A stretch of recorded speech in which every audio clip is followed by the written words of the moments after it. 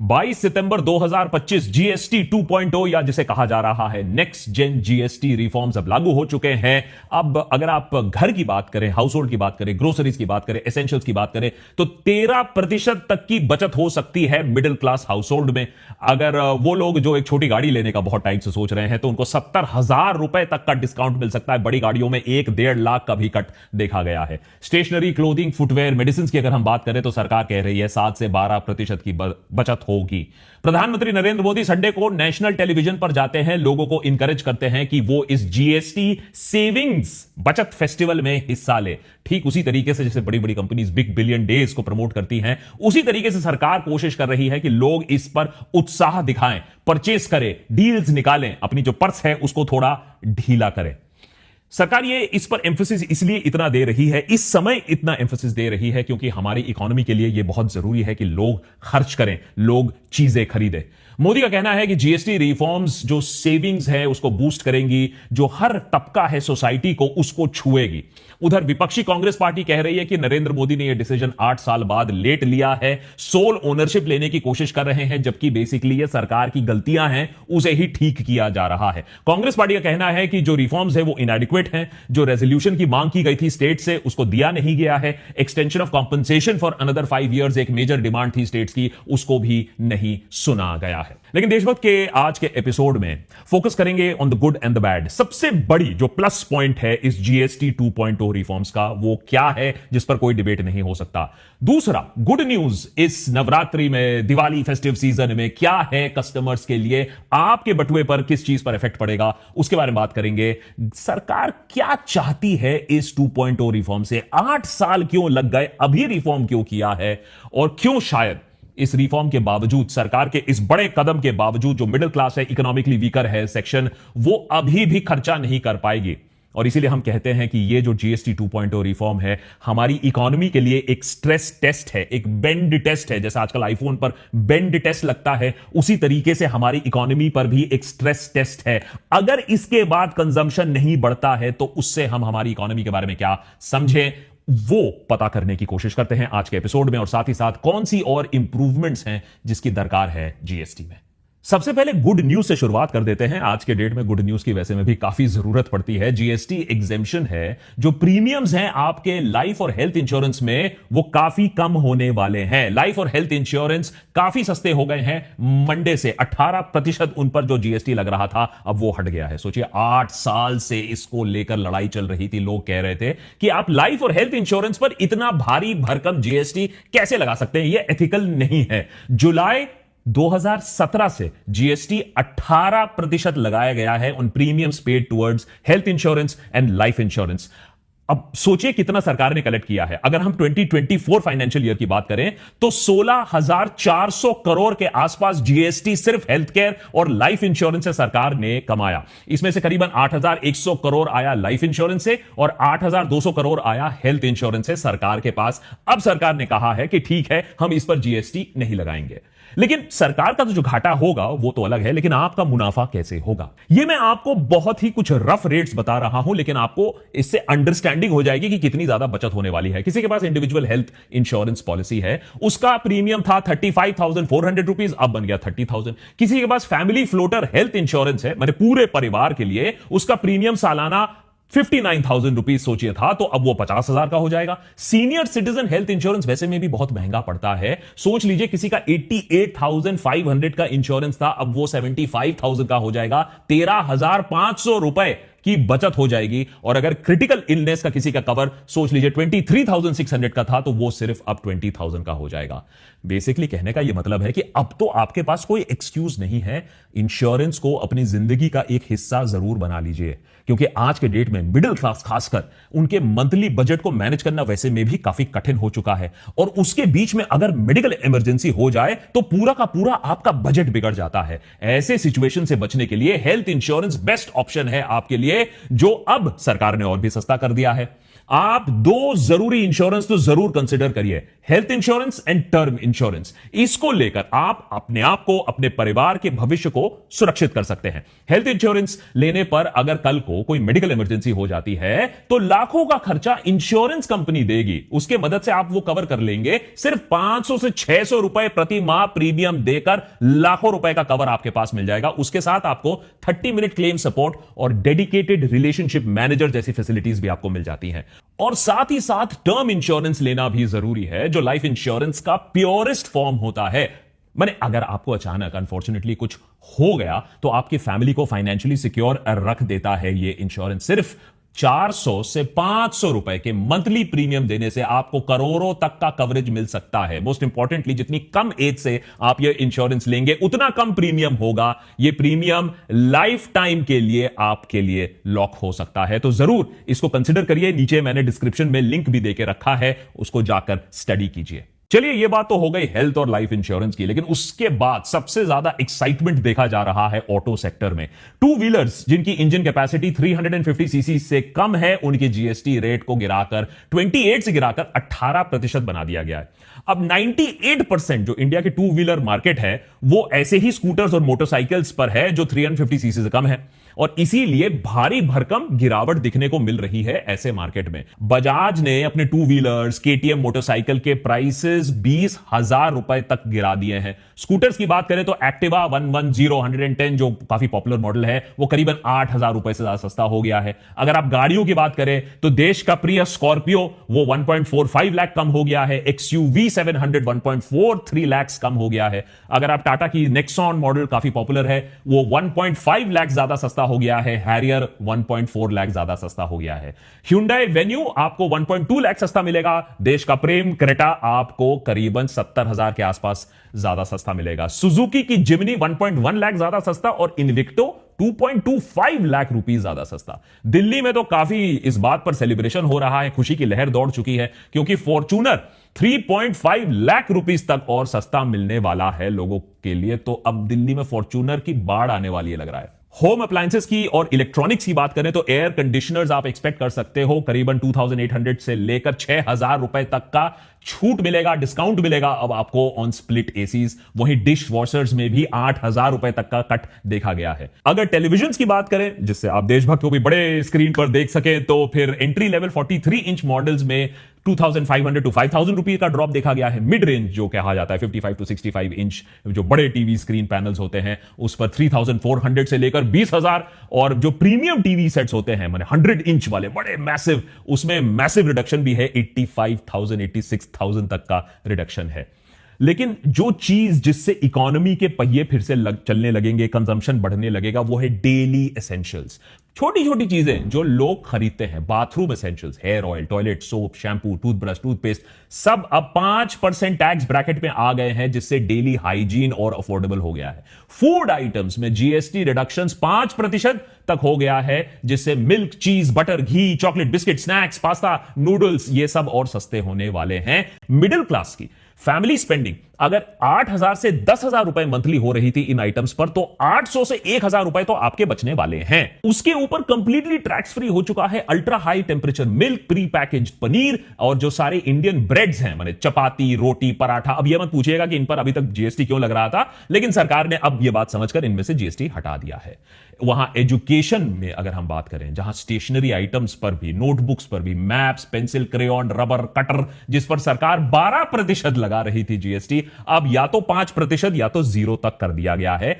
एक school kit जिनमें ये सारी चीजें होती हैं, पहले अगर वो 1,000 रुपए की आती थी तो अब वो 850 रुपए की आएगी, जिससे मिलियंस, करोड़ों ऐसे स्कूल के बच्चे हैं जिनको बेनिफिट मिलने वाला है। वहीं अगर एसेंशियल मेडिसिन की बात करें तो 12% से 5% तक गिरा दिया है सरकार ने जीएसटी ऑन एसेंशियल मेडिसिन, और जो रेयर डिजीज और कैंसर के लिए जो दवाई हैं वो टैक्स फ्री कर दी गई हैं। टेस्ट किट्स और मेडिकल सप्लाईज भी अब 5% स्लैब में आ गए हैं। आई ग्लासेस का रिडक्शन भी 18% से 5% कर दिया गया है। तो क्लियरली सरकार अब यह चाहती है कि हम थोड़ा सा हेल्दी भी हो जाए, अपनी टेस्टिंग भी कराएं और दवाई भी ले लें टाइम पर। उधर अगर होम कंस्ट्रक्शन की बात करें तो जो कंस्ट्रक्शन का कॉस्ट है वो भी अब कम होने वाला है। सीमेंट पर 28% से 18% कर दिया गया है जीएसटी। इसका मतलब है कि सोच लीजिए घर में पहले 50,000 रुपए का सीमेंट लग रहा था, अब वहां 5,000 रुपए की बचत हो जाएगी। साथ ही marble, granite, bamboo, wooden materials पर भी जो जीएसटी है उसको कम कर दिया गया है। और ये कम कुछ,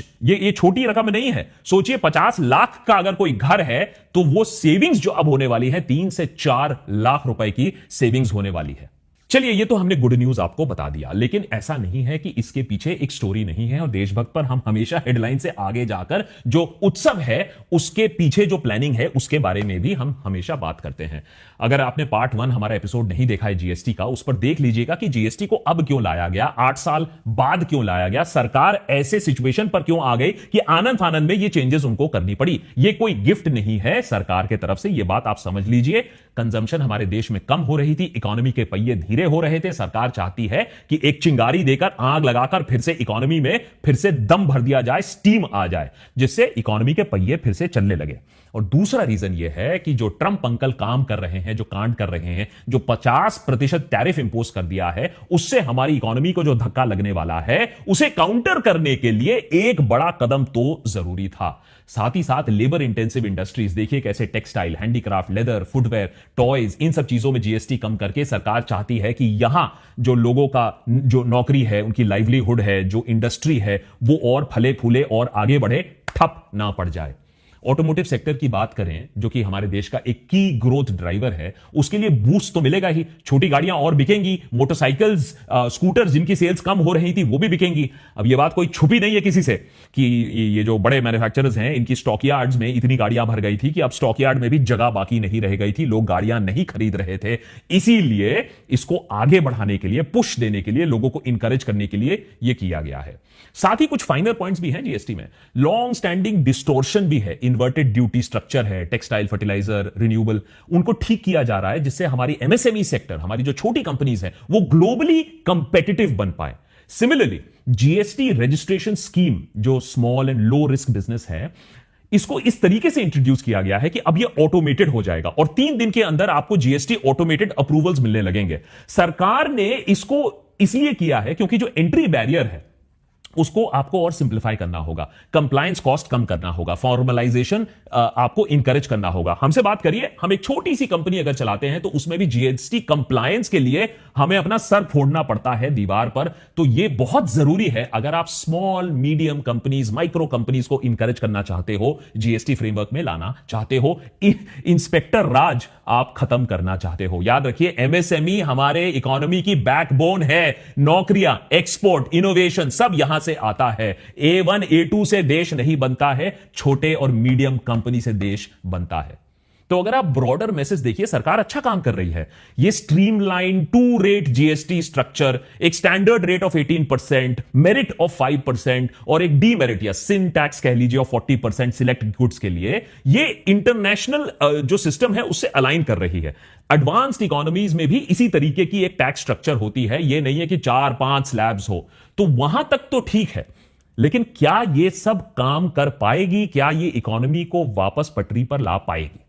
सरकार की आशा क्या है? सरकार यह सोच रही है कि इस जीएसटी रिफॉर्म से जीडीपी कम से कम 0.8% या कम से कम अराउंड अबाउट 1% का जंप मिल पाए। हरदीप पुरी का यही मानना है। और टाइमिंग देखिए कितनी क्रिटिकल है। नवरात्रि, दिवाली का फेस्टिव सीजन है, बाइंग सीजन है। ये वो टाइम है जब लोग एक्चुअली अपनी पर्स ढीली करते हैं, चीजें खरीदते हैं। तो सरकार यह आशा कर रही है कि कहीं ना कहीं ये जो एग्रीगेट डिमांड है ये बढ़े।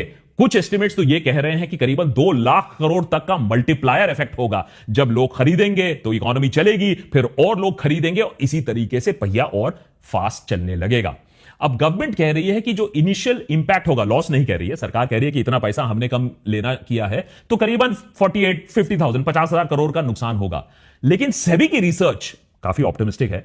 सेबी की रिसर्च यह दिखाती है कि आपने पहले इनकम टैक्स रिफॉर्म किया, अब आपने जीएसटी रिफॉर्म किया, तो कुल मिलाकर इसका इंपैक्ट 5 लाख करोड़ से ज्यादा हो सकता है, जो हमारे जीडीपी को 1.6% का एक बूस्ट दे सकता है, जो कि हमारे जीडीपी को 6.5 या फिर FY27 में 7% तक भी ले जा सकता है। तो सरकार की जो मंशा है वो ये है कि हमारी जो जीडीपी इतनी धीरे से लटक लटक कर 5, 6, 7 के बीच में ही घूम रही है, वो 7% तक जाए, उससे आगे जाए। याद रखिए, अगर $5 ट्रिलियन इकोनॉमी बनना है तो 8% से कम तो बात ही नहीं कर सकते हैं हम। लेकिन आशा एक तरफ है और तथ्य दूसरी तरफ है, और देशभक्त पर हम फैक्ट्स की बात तो हम अवॉइड नहीं कर सकते हैं। आपने जीएसटी तो कम कर दिया, लेकिन वो घर कैसे खर्च करेगा जिसके पास पैसे है ही नहीं? मिडिल क्लास टैक्स कट नहीं देख रहा है। आज जो सैलरीड मिडिल क्लास है वो ये कह रहा है कि भैया मुझे क्रेडिट रिलीफ दो, मैंने कर्जा लिया है उसको माफ करवाओ। या फिर मिडिल क्लास बोल रहा है मुझे इनकम रिलीफ दो, मेरे पैसे बढ़वाओ जो बढ़ ही नहीं रहे, मेरी तनख्वाह तो अटकी पड़ी हुई है। अगर आप पिछले एक दशक की बात करें, पर्सनल लोन्स की अगर आप बात करें, तो सीएजीआर 17% पर्सनल लोन्स बढ़े हैं हमारे देश में। 61 लाख करोड़ का तो लोन चल रहा है आज, लोन राज चल रहा है हमारे देश में। लोन्स का रेट जो सैलरी ग्रोथ का रेट है उससे ज्यादा है। अगर आप कॉर्पोरेट इंडिया की वेज बिल की बात करें, मैं तो अनऑर्गेनाइज सेक्टर की बात ही नहीं कर रहा हूं, मैं ऑर्गेनाइज सेक्टर की बात कर रहा हूं। बेसिकली आप सारी सैलरीज ले लीजिए, कंबाइंड ले लीजिए, हाँ, बीएससी एनएससी 500 कंपनीज ले लीजिए, 10% बढ़ा है सैलरी, 10%। माने बेसिकली हर बंदा लोन कैटेगरी में आ रहा है। मिडिल क्लास कंज्यूमर चीजें लोन पर उठा रहा है और उसकी लायबिलिटीज बढ़ी जा रही है। उसको समझ में नहीं आ रहा है कि वो किस टिकिंग टाइम बॉम्ब में बैठा हुआ है। क्रेडिट कार्ड का हम एक सेगमेंट उठा लेते हैं।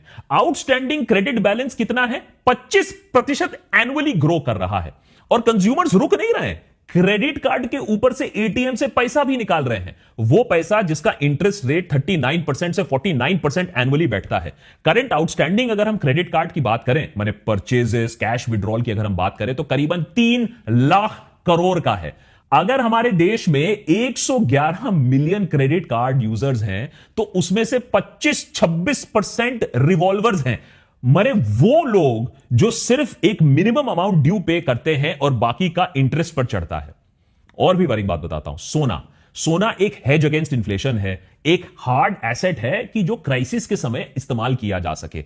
अब हम उसे भी प्लेज कर रहे हैं, बहुत तेजी से प्लेज कर रहे हैं। 8 साल में गोल्ड लोन्स की अगर हम बात करें, 25,000 करोड़ से बढ़कर 2.94 लाख करोड़ तक पहुंच गया है। मतलब सीएजीआर अगर हम बात करें इंक्रीज की, तो 42.3% पर है। इनफैक्ट इंडियन मिडिल क्लास इसे लीवरेज कर रहा है एसेट्स खरीदने के लिए, लायबिलिटी करने के लिए। यह खुद दिखाता है कि जो एक क्राइसिस में एक सोना जिसे हम लास्ट में बेच पाते, अब हम उसे इस्तेमाल कर रहे हैं ऐसी रोजमर्रा की चीजें खरीदने के लिए। और अगर आप ब्लूम वेंचर्स की एक रीसेंट रिपोर्ट देखें, तो वो साफ साफ कहती है कि 100 करोड़ तो ऐसे भारतवासी हैं जिनके पास कोई पैसा ही नहीं है स्पेंड करने के लिए। आप जितना भी पैसा रेट कम करना है कर दो। सिर्फ 13 से 14 करोड़ इंडियंस हैं जिनके पास कोई भी कंज्यूमिंग एबिलिटी है, माने रोजमर्रा की चीजें छोड़कर कुछ डिस्पोजेबल इनकम है। बाकी 1 बिलियन 100 करोड़ लोगों के पास, इंडियंस के पास, आप जितना भी आप जीएसटी 0 कर दो तब भी वो चीजें खरीद नहीं पाएंगे, क्योंकि डिस्क्रिशनरी एक्सपेंस करने के लिए उनके पास पैसे ही नहीं है। 70% पर्सनल लोन्स जो आज के डेट में हैं, वो 25,000 रुपीज से कम है, और उनमें डिलिंक्वेंसी लेवल, माने लोन ना चुकता करने की जो परसेंटेज है, वो 7-8% है। यह बहुत ही अलार्मिंग है कि लोग लोन ले रहे हैं दूसरा लोन चुकता करने के लिए, या लोन वापस ही नहीं दे रहे हैं। तो जीएसटी 2.0 इस सिचुएशन में सक्सेसफुल होगा। देखिए, थियोरेटिकली तो होना चाहिए, लेकिन रियलिटी यह है कि हम ये एक्सपेक्टेशन रख रहे हैं कि उस देश में जो ईएमआई जगल कर रहा है, सोना बेच रहा है, क्रेडिट कार्ड का बिल नहीं पे कर रहा है और सोने के अगेंस्ट बोरो कर रहा है, उसके पास खर्च करने के लिए आज के डेट में पैसे हैं नहीं।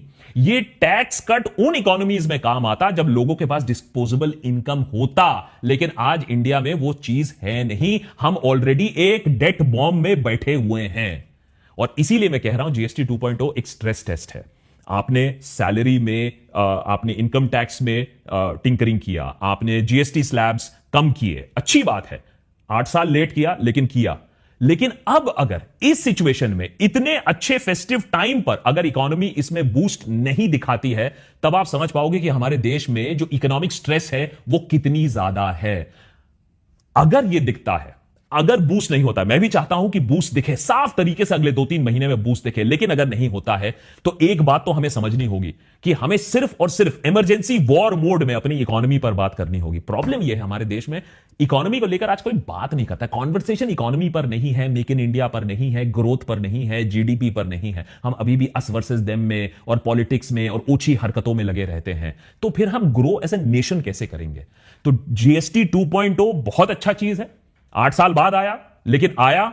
अब यह टेस्ट करेगा कि हमारी इकोनॉमी की सिचुएशन कैसी है, हम कितने पानी में हैं। बाय द वे, जो भी जितने भी पानी में हो, जैसा मैंने बोला कि एक चीज तो अच्छा हुआ कि भाई इंश्योरेंस के रेट्स कम हो गए हैं, तो अपनी फाइनेंशियल हाइजीन में जरूर इंश्योरेंस लेना मत भूलिएगा, क्योंकि आपका और आपके परिवार की जो फ्यूचर की फाइनेंशियल सिक्योरिटी है, स्टेबिलिटी है, वो आप ही की जिम्मेदारी है।